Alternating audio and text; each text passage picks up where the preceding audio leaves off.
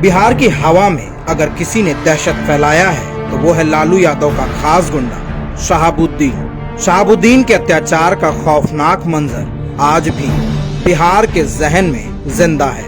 खौफ का कारोबार करने वाले शहाबुद्दीन के अत्याचार की ऐसी कहानी आज मैं आपको सुनाने जा रहा हूँ, जिसको सुनकर हर बिहारी की रूह कांप उठती है। ये कहानी है सीवान तेजाब कांड की, जब शहाबुद्दीन ने दो भाइयों को एसिड से नहलाकर उनके शव को टुकड़ों में काट दिया था।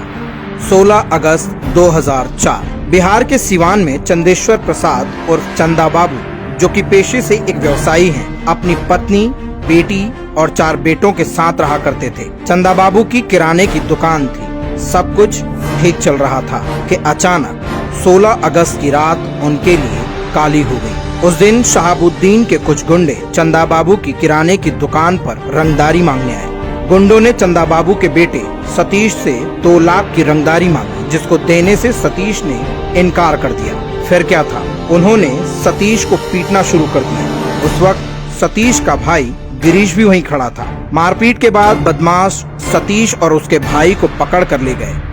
उनका भाई राजीव इस पूरी वारदात को कहीं से छिप कर देख रहा था, लेकिन बाद में वो बदमाशों के हाथ लग गया। फिर दोनों भाइयों को एक जगह बंदी बना लिया गया। बदमाशों ने राजीव को रस्सी से बांध दिया और राजीव की आंखों के सामने ही सतीश और गिरीश के ऊपर तेजाब से भरी बाल्टी उड़ेल दी। बड़े भाई राजीव की आंखों के सामने सतीश और गिरीश को तेजाब से जलाकर मार दिया गया। पिता चंदा बाबू को जैसे ही इस कांड का पता चला, उन्होंने पुलिस से मदद की गुहार लगाई। लेकिन लालू यादव के राज में पुलिस भी शहाबुद्दीन की गुलाम हुआ करती थी। शहाबुद्दीन पर कार्रवाई करने की जगह दरोगा ने चंदा बाबू से ही तुरंत सीवान छोड़ने को कह दिया। चंदा बाबू ने हिम्मत नहीं हारी और वे पटना के एक नेता से मदद मांगने पहुंचे। लेकिन जंगलराज में जनता की सुनवाई कहाँ होनी थी। इसके बाद चंदा बाबू पटना में ही रहने लगे। उन्हें पता चला कि उनका बेटा राजीव जिंदा है और राजीव एक दिन अचानक घर पहुंचा।